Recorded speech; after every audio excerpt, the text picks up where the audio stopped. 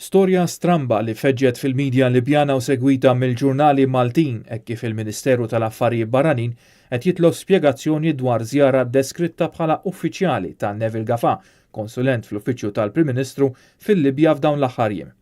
Il-mezzi ta' xandir Libjani, inkluż l-Uffiċċju tal-Komunikazzjoni tal-Gvern Libjan, rrapportaw żjara minn Neville Gafà fi Tripli fl-aħħar jiem li matula kellu laqat ma' diversi uffiċjali għolja Libjani fosthom il-Ministru tal-Intern Libjan Fathi Pasha. Gafà kien deskritt fir-rapporti Libjani bħala mibgħut speċjali tal-Prim Ministru Joseph Muscat.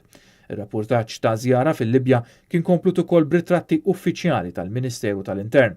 Sadan it-tant Neville Gafà li kien involut fl-iskandlu tal-beħ tal-viżas mediċi lil ċittadini Libjani biex jiġu Malta għal kura, ċaħat li mar il-Libja fuq xogħol u qed jinsisti li żjara fil-Libja kienet waħda personali fejn iltaqa' ma' numru ta' nies li kien jaf uħud minnhom insertaw uffiċjali għolja fil-Gvern Libjan.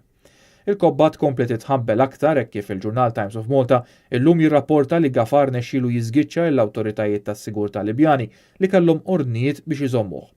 Il-ġurnal jirrapporta wkoll li sezzjoni tal-Midja Libjana qalet li Neville Gafà ingħata informazzjoni li kien se jinżamm, biddel il-pjani tiegħu fl-aħħar minuta u wasal lura Malta permezz ta' titjira mit-Tuneżija. Anki hawnhekk Gafà ċaħad dawn ir-rapporti u qed jgħid li dawn huma fake news instigati minn sezzjoni tal-Midja Libjana intiża biex tħammeġ ir-reputazzjoni tajba tiegħu. Intant il-ġurnal The Malta Independent għamel kuntatt mal-Ministru tal-Affarijiet Barranin Carmelo Abela li tenna li Gafà mhux impjegat tal-Ministeru tal-Affarijiet Barranin u m'għandux passaport diplomatiku. Qal li Charles Saliba għadu fil-proċess li jiġi maħtur ambaxxatur Malti għal-Libja u qal li l-Gvern talab spjegazzjoni mingħand Gafà dwar iż-żjara tiegħu.